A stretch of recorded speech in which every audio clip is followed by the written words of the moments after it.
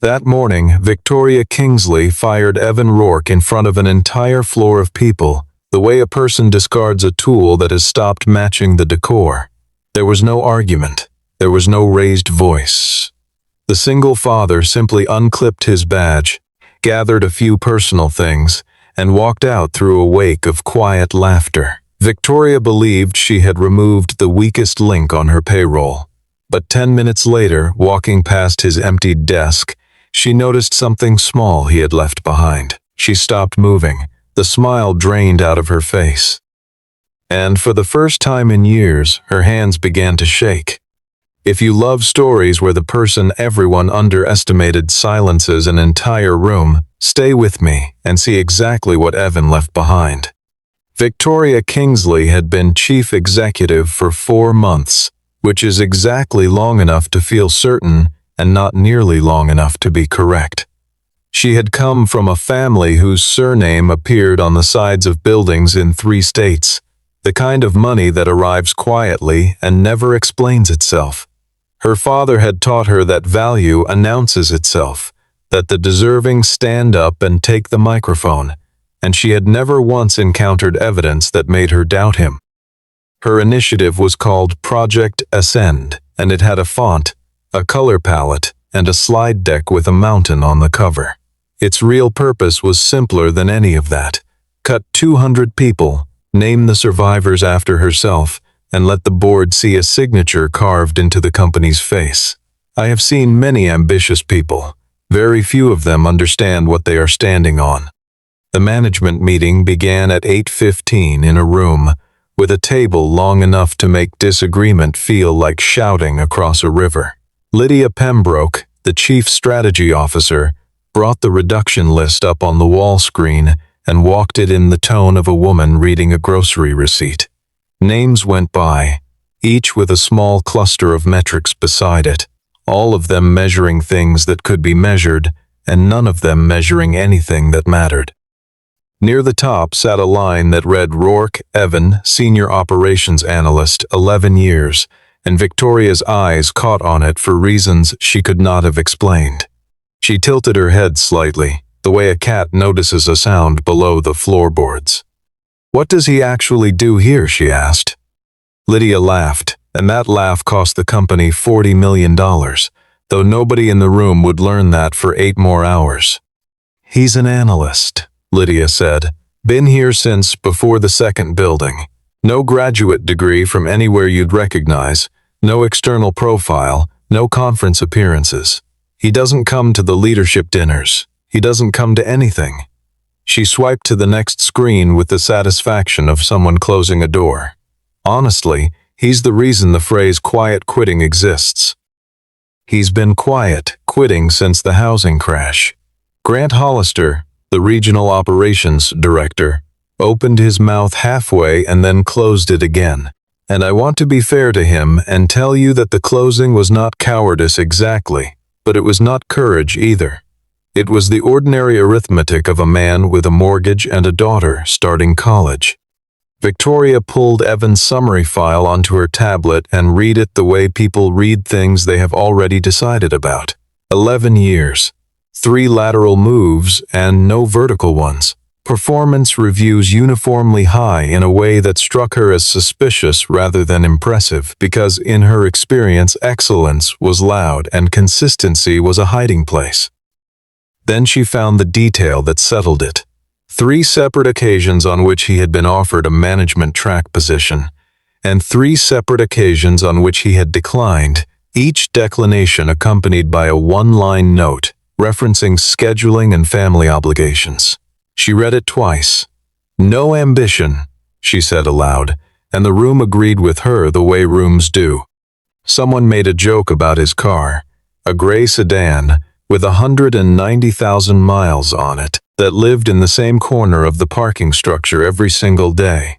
Lydia called it a museum piece and suggested the company charge admission. A junior manager added that Rourke was probably still running the laptop they issued him at orientation, and got a laugh he had not earned.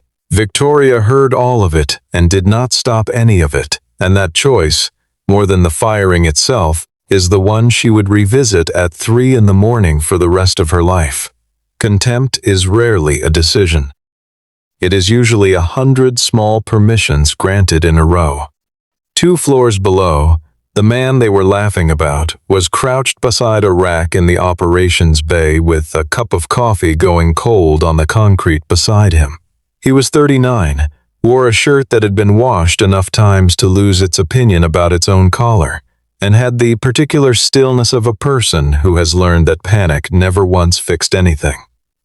A distribution error had surfaced overnight in the western corridor, small enough that the automated monitors had classified it as noise.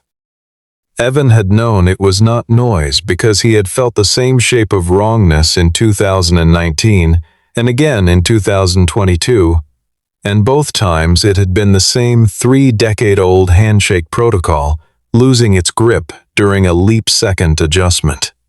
He had it corrected in 40 minutes. He logged it under general maintenance. Miles Brennan, 33, systems engineer, watched him do it and then asked the question he had been asking in various forms for 2 years. Why don't you put your name on this? You found it, you diagnosed it, you fixed it before anyone upstairs woke up. That's a whole quarterly achievement for somebody like Pembroke. Evan capped his pen and slid it into his shirt pocket, a fountain pen, black, older than Miles. As long as the freight gets where it's going, he said, and picked up his cold coffee. And that was the entire answer. Miles had learned by then that pushing further produced nothing but a mild, patient smile. I will tell you now what Miles did not know. The sentence was not modesty. It was a principle, and Evan had paid for it.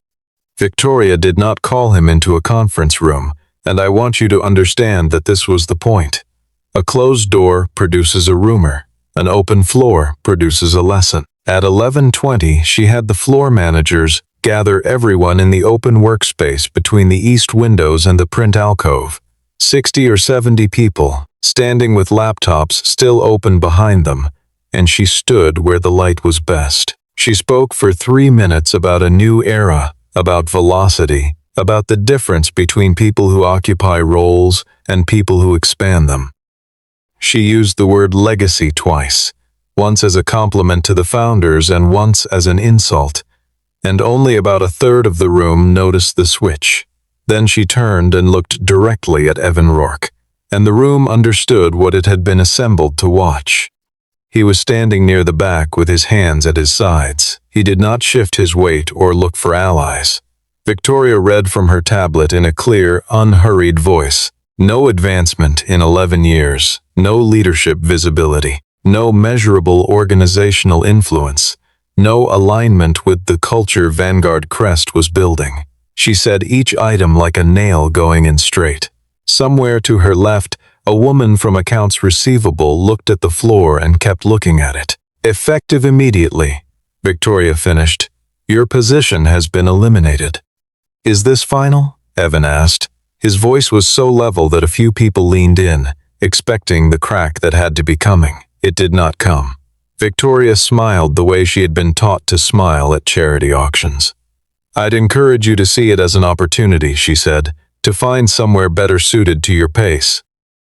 Lydia laughed, one small syllable, and it carried across the open floor the way small sounds do in large rooms. 2 people winced. Nobody said anything. Then Victoria did the thing that made it a performance rather than a decision. I'll take your badge here, she said, and held out her hand, palm up, in front of everyone. There was a pause of perhaps 2 seconds during which the entire floor understood precisely what was happening and consented to it by remaining still. Evan unclipped the badge from his belt, and the little retractable cord made a sound like a small animal breathing in. He placed it in her hand without touching her fingers.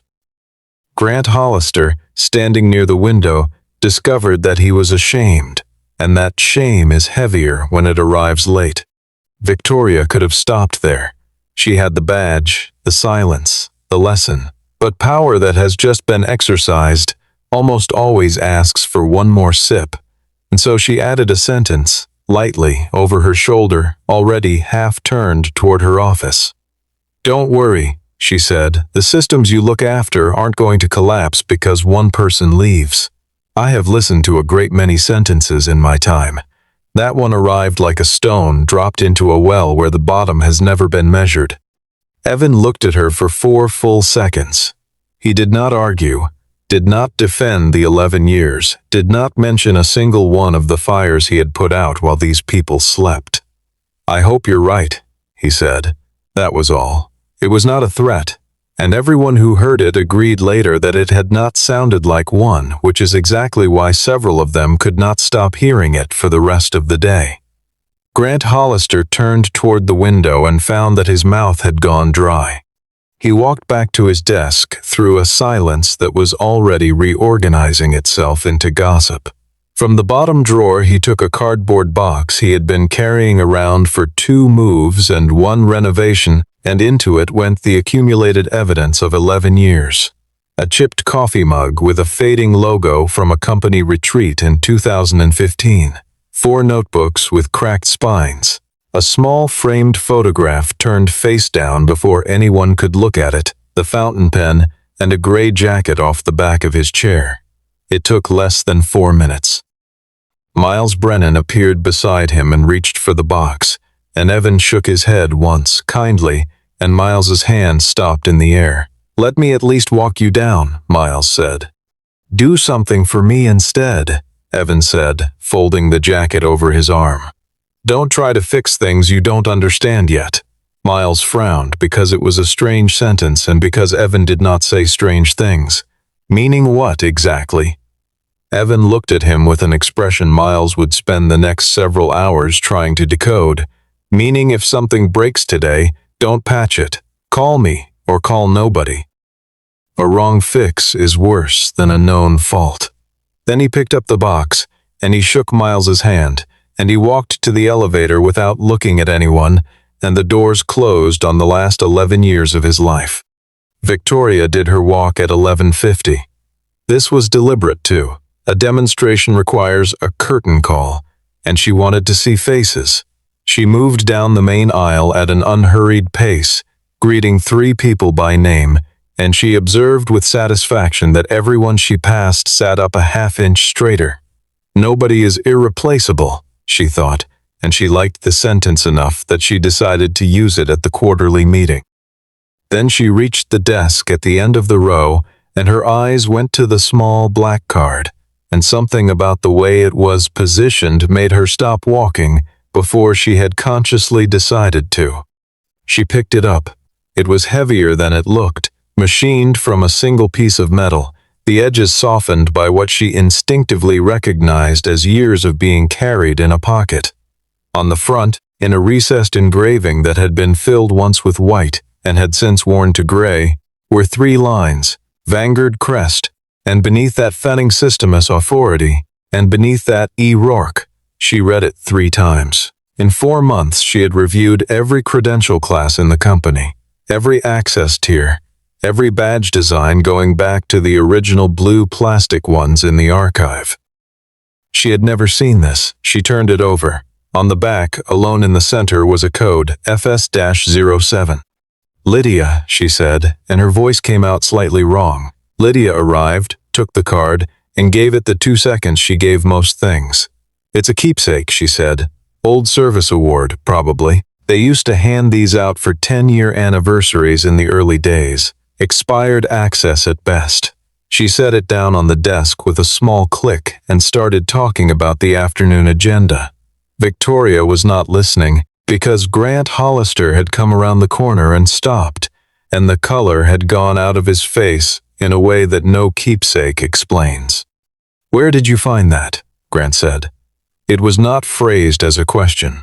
On Rourke's desk, Victoria said. Where else would I find it? Grant stood absolutely still for what felt to everyone present like a long time.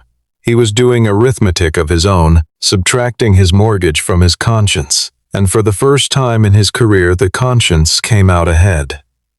You need to call Mr. Sterling, he said. Lydia laughed and said the board chairman had not set foot in the building since March. Then he'll be in the building by 2, Grant said, and walked away.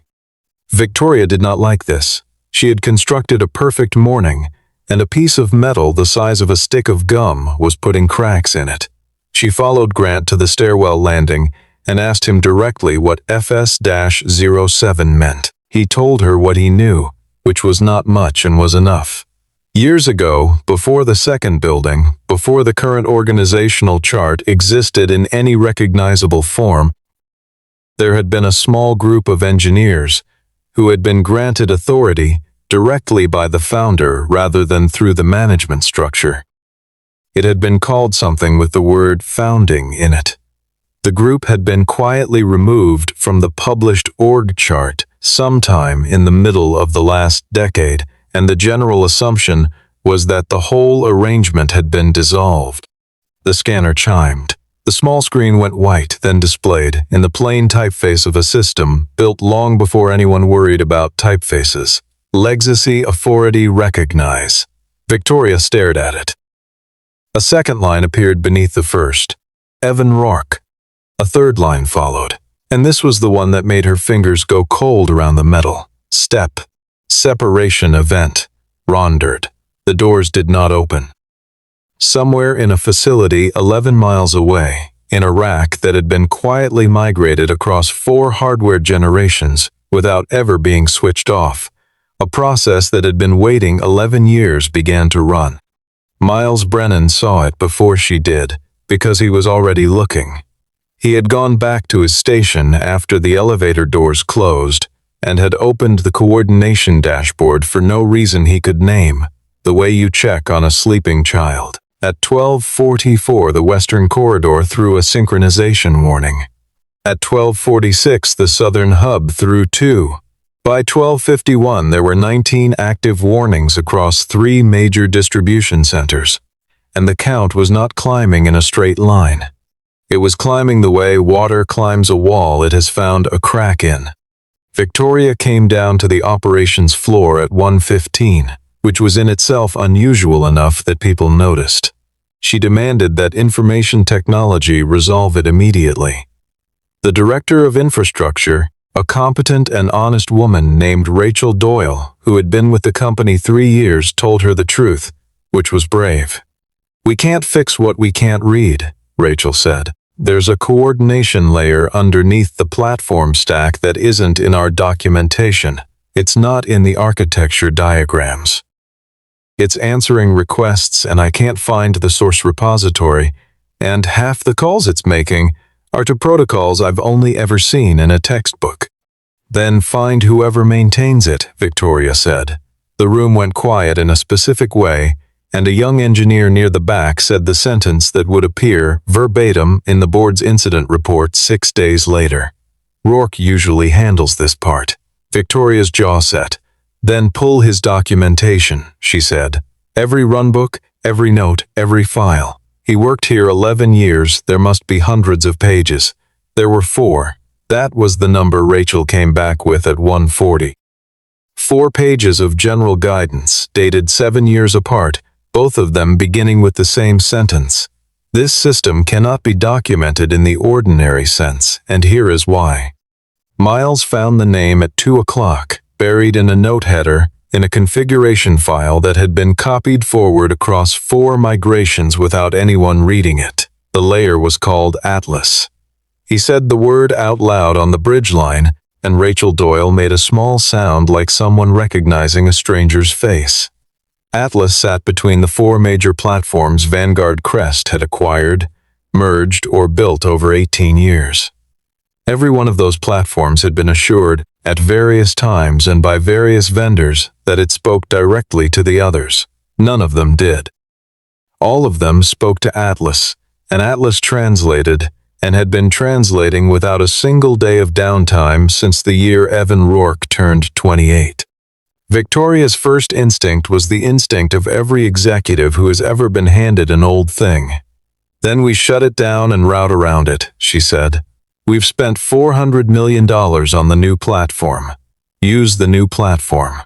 Miles Brennan, who had never once in his life contradicted an executive, heard himself say, "We can't turn Atlas off." Victoria turned on him with the full weight of a very bad afternoon. "Why not?" Miles looked at the wall of amber warnings and gave her the only answer available. Because if it stops, he said, roughly half of this company's operating network loses the ability to talk to the other half.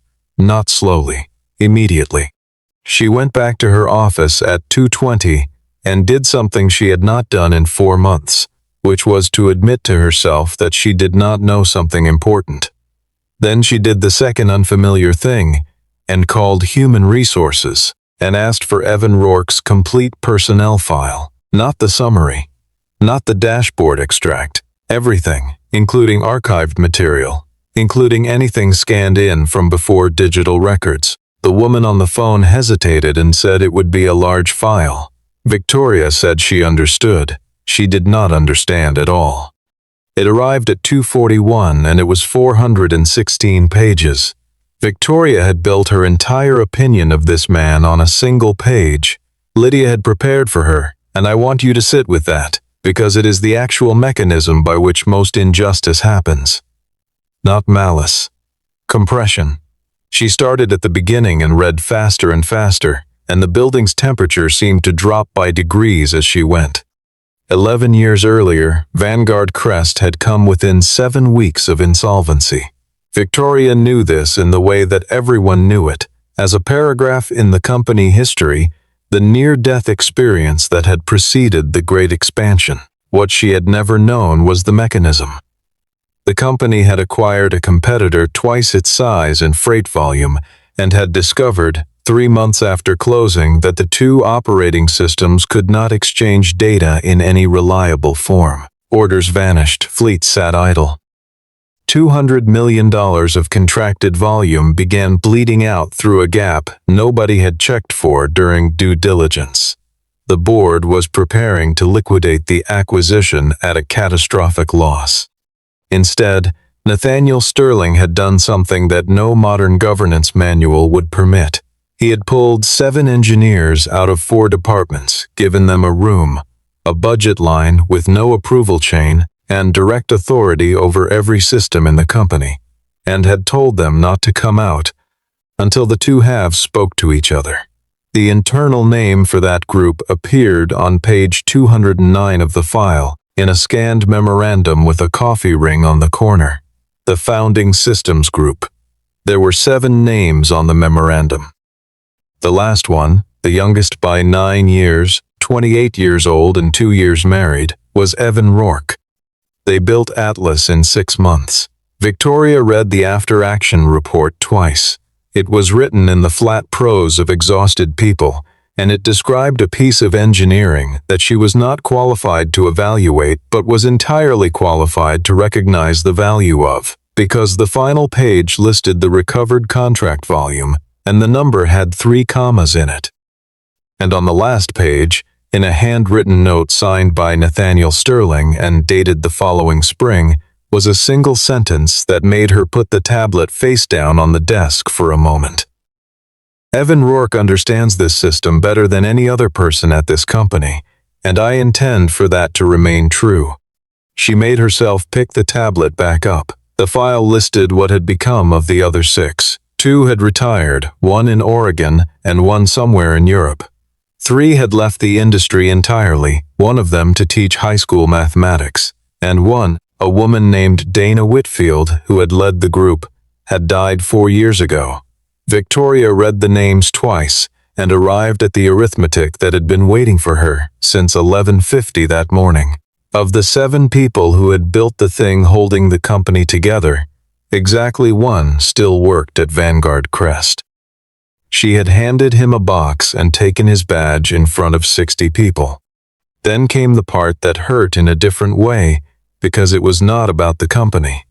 On page 304, a memorandum from Nathaniel Sterling offering Evan Rourke the position of Vice President of Systems Architecture, dated 9 years ago. A 1-paragraph reply, declining, thanking him, explaining without any self-pity that his wife was ill and that the role's travel requirements were incompatible with what his family needed.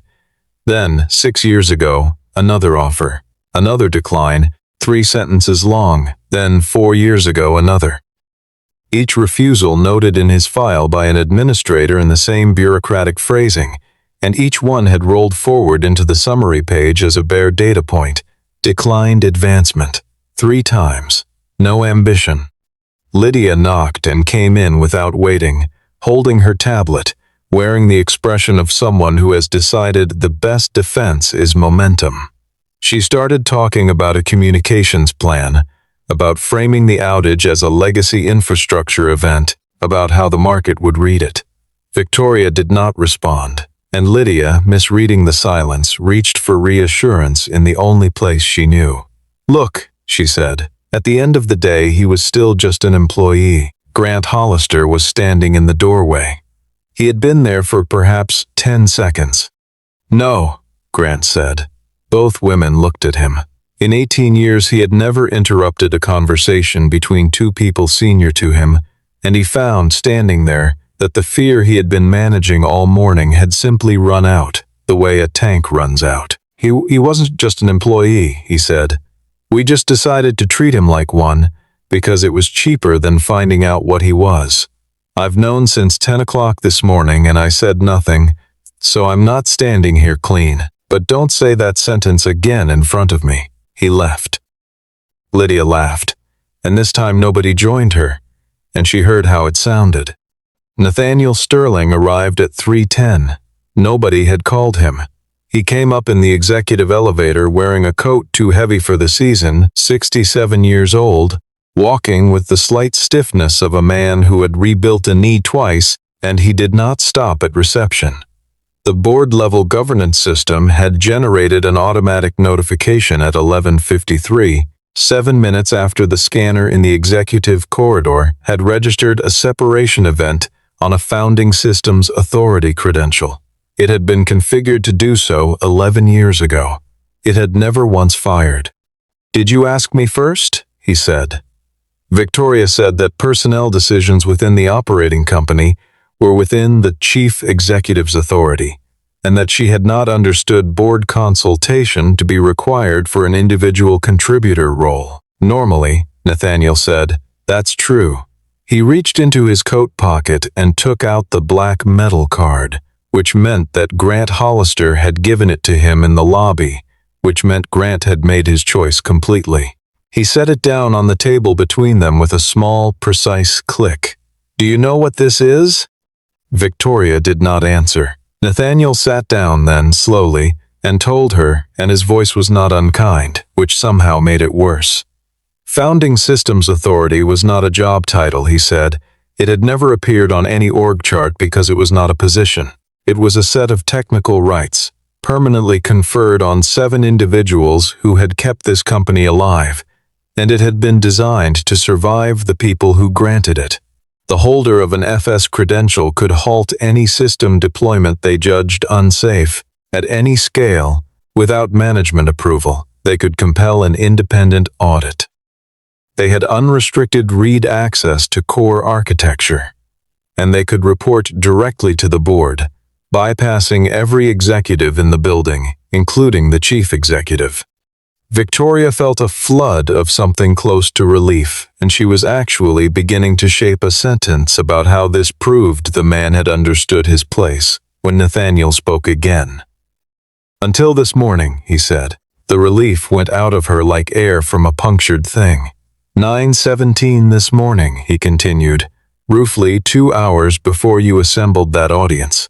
Evan Rourke initiated a founding systems hold on an active deployment and filed the accompanying justification with the board's technical secretary.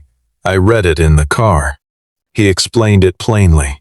3 weeks earlier, Victoria had approved an acceleration of the new platform rollout, moving the 3rd phase forward by 9 weeks in order to have a completed migration to present at the annual meeting. The change altered how one subsystem handled synchronization timestamps.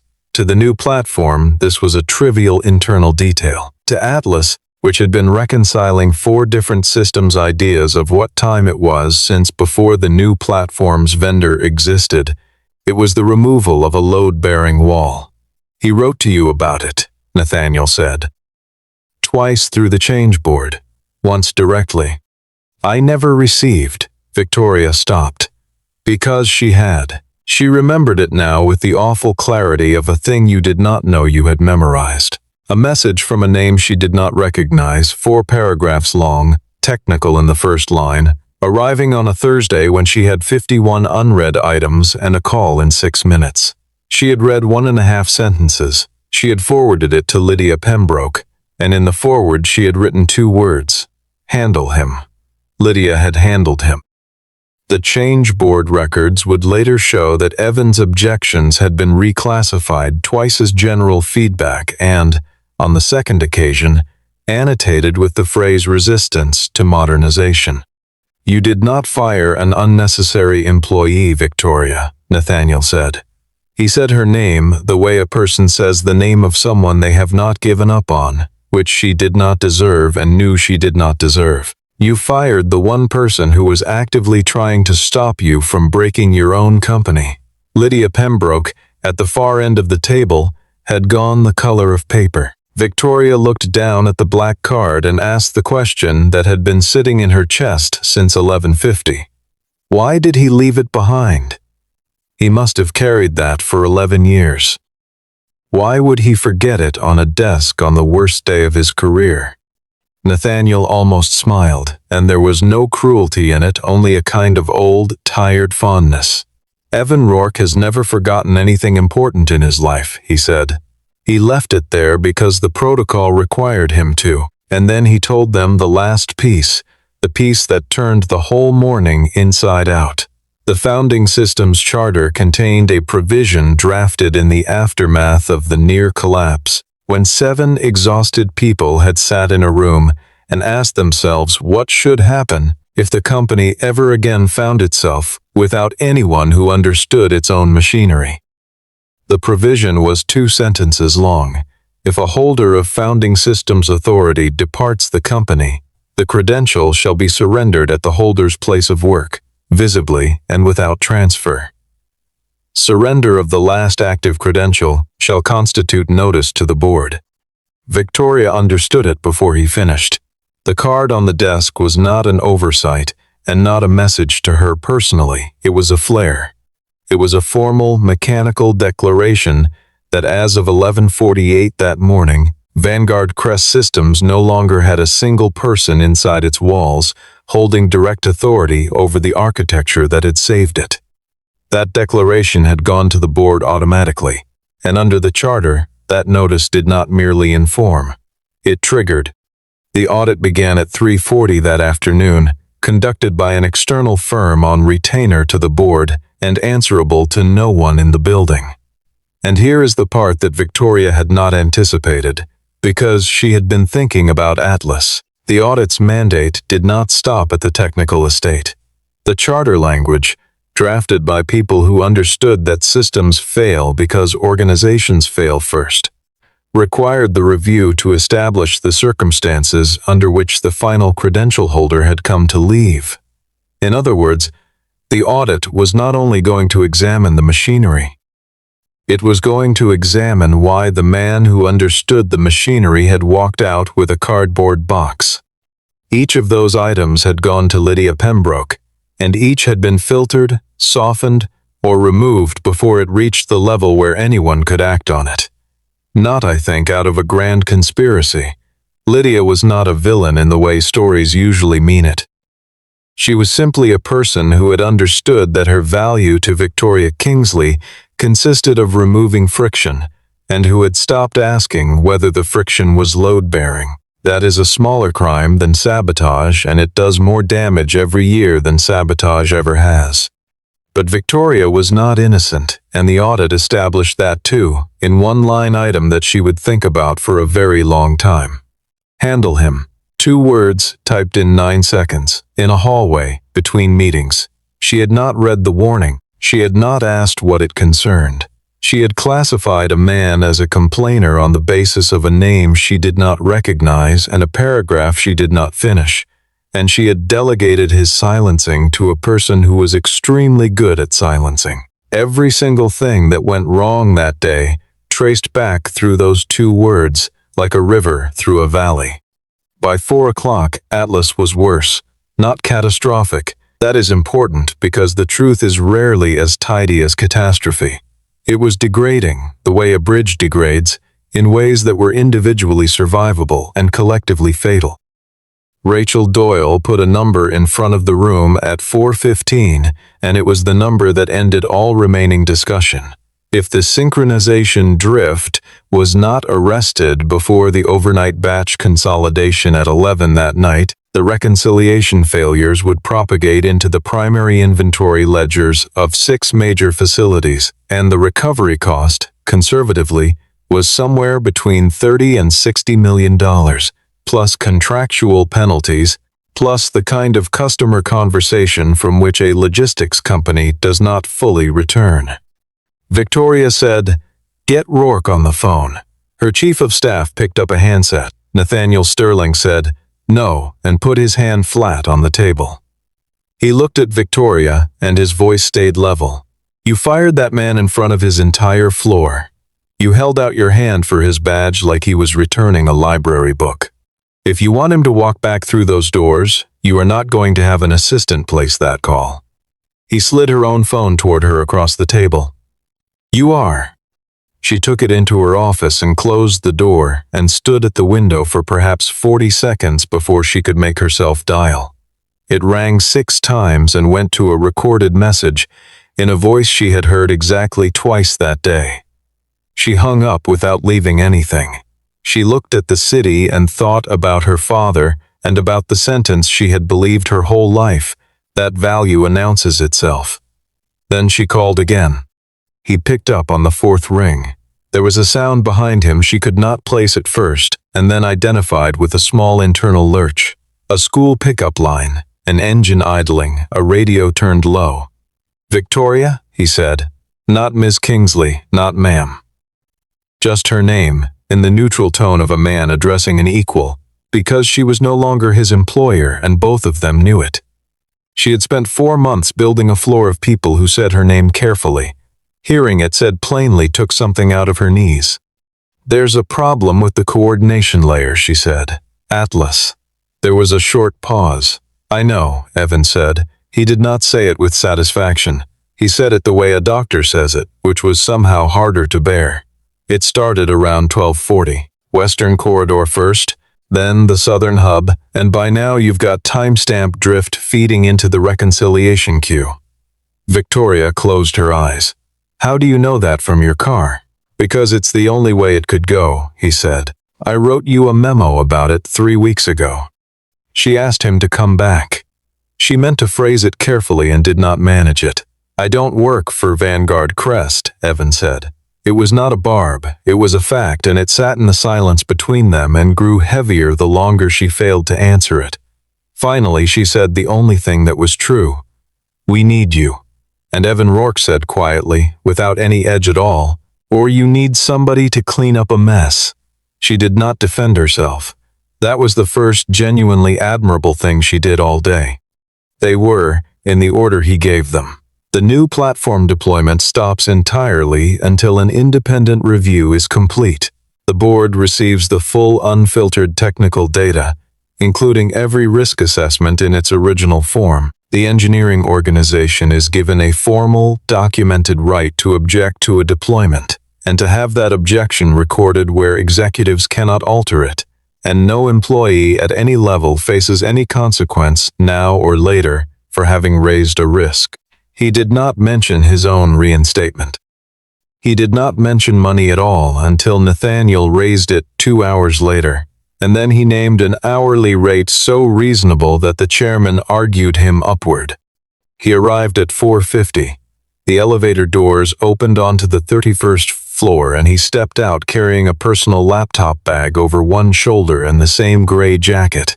And he had no badge, and there was no cardboard box. What happened next was not planned by anyone and could not have been. The floor went quiet. Not all at once, but in a spreading wave. Conversation dropping row by row as people looked up and registered who was walking down the center aisle 6 hours after they had watched him hand over his badge and had said nothing. Several of the people who had laughed that morning found urgent reasons to look at their screens. A woman from accounts receivable stood up, and then did not know what to do with herself, and sat back down. Lydia Pembroke stepped out from the alcove near the printers with her mouth already forming the beginning of a sentence. Something warm, something about how good it was to see him. Evan walked past her. He did not glare, did not pause, did not give her the satisfaction of a wound she could describe later as unfair treatment. He simply had somewhere to be, and she was not on the way. It was, Grant Hollister thought, the single most complete dismissal he had ever witnessed. Miles Brennan met him at the stairwell, and the two of them went down to the operations control room, and Evan set his laptop on the corner of a desk without sitting down and said, "Show me the drift window." For the next 9 minutes he asked questions and Miles answered them, and Rachel Doyle joined. And the questions got shorter and more specific until Evan stopped asking and stood looking at one particular graph with his arms folded. "There," he said, "the build that went out on the 11th. It changed how the sync handler rounds sub-second timestamps. Atlas reconciles 4 different clock conventions. It was built to tolerate a rounding difference of 1 convention. It cannot tolerate 2. He turned around and started giving instructions, and Victoria, standing in the doorway where she thought nobody could see her, watched something she had never seen in her life. He did not raise his voice. He did not perform urgency. He said, "Isolate the 11th build in the staging path. Don't roll it back yet because a rollback rewrites the queue and we'd lose the drift record. Restore the previous handler configuration on the 3 affected corridors only. Shift the reconciliation load onto the northern node. It's the only one that hasn't ingested the bad window. Then we resynchronize oldest first and we watch the delta. If the delta doesn't close within 20 minutes, stop and call me back to the console. Do not improvise." 14 engineers, several of them senior to him in every formal sense, did exactly what he said without a single objection. Nobody had told them to. There was no authority in the room compelling them, no title, no badge, nothing but the fact that he knew precisely what he was doing and everyone could feel it. That was the moment, Victoria would later say to a board committee in a very quiet voice, when she finally understood what she had been measuring wrong for her entire career. Real authority is not conferred, and it cannot be performed. It is what happens when people would rather be right than be in charge, and someone in the room clearly knows the way. It took 5 hours and 40 minutes. At 10:26 that night, the reconciliation delta closed to 0 and stayed there through 2 consecutive verification cycles. 34 minutes before the overnight consolidation would have carried the corruption into the primary ledgers. Somebody in the back of the room started to applaud and stopped when nobody joined, because the mood was not triumph. Evan closed his laptop, thanked the team by name, all 14 of them, without notes, and went home because his daughter had a chemistry test in the morning, and he had promised to quiz her. The board convened at 9 the following morning and did not adjourn until after 2. The audit's preliminary findings were read aloud, and they were worse in aggregate than any single item had been alone. Technical warnings had been systematically excluded from board-facing reporting on 11 separate occasions over 4 months. Risk characterizations had been edited between the assessment stage and the summary stage in at least 6 documents. And a culture had been established, quickly and effectively, in which raising a concern was understood by the people raising it to be a career-limiting act. The last finding was not a paperwork problem, and everyone in the room knew it. Lydia Pembroke was separated from the company before noon. She left with a settlement and a non-disclosure agreement, and a genuine, apparently sincere conviction that she had been made to carry weight that belonged to someone else, which was partly true and entirely beside the point. Victoria Kingsley was not fired. I know how that sits, and I am telling you what happened rather than what would feel best. Nathaniel Sterling put a choice in front of her in a room with 3 other directors present. and he put it plainly. Resign this afternoon with a neutral statement, or remain under a defined period of board oversight, with an independent governance review of every material decision and a mandated program of cultural remediation that she would have to lead personally and publicly. She chose to stay. Not, let me be clear, because she had transformed overnight into a better woman. People do not work that way, and I distrust any story that says they do. She stayed because she had spent one entire day discovering that she had been wrong in a way that no amount of family money or personal certainty could argue with, and because leaving would have meant carrying that discovery somewhere else and never having to look at it. Staying meant looking at it every morning. It was, by a considerable margin, the harder option, and it was the first genuinely humble decision of her adult life. That afternoon, Nathaniel offered Evan Rourke a newly created role, Chief Systems Integrity Officer, reporting to the board rather than to the chief executive, with a compensation package that would have made him, on paper, the third highest paid individual in the company, authority over every deployment, a seat at the table he had never been invited to, the recognition of 11 silent years, formalized and titled and put on a door. Evan turned it down. Nathaniel, to his credit, was not surprised, and did not pretend to be, and did not spend 20 minutes trying to change his mind the way lesser men would have.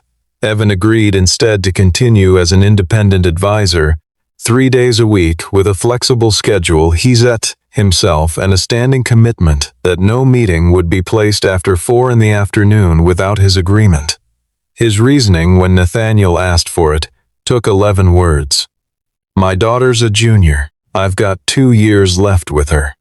She stood there and remembered herself standing in almost the same spot, saying that nobody is irreplaceable, and feeling the pleasant weight of a room agreeing with her. She had come to understand, over 9 days, that the sentence was not exactly false. It was simply pointed the wrong way. Evan Rourke was not the only human being on Earth capable of understanding that architecture. Given 18 months and a great deal of money, the company could have built the knowledge again. What could not be built again was the 11 years during which an entire organization had quietly harvested the benefit of one person's competence without ever once asking what he actually did. That was the real failure, and it belonged to everyone above him, and to a considerable number of people beside him. He had never asked for a title. He had never converted his knowledge into leverage, never let a crisis go on an extra day so that his fingerprints would show, never once made himself visible at someone else's expense. He had simply made the freight arrive where it was supposed to arrive for 11 years and had gone home at 5:15. And people like Victoria Kingsley, trained from childhood to read volume as value, look at a man like that and see nothing at all, because humility and mediocrity produce the same silence, and only one of them is expensive to misjudge. Down in the systems room that same afternoon, Evan was at a whiteboard with Miles Brennan, sketching out the dependency map that would become the first real documentation Atlas had ever had, now that there was a mandate and a budget and 3 engineers assigned to learn it properly. Miles capped his marker and asked the question he had been holding for a week and a half.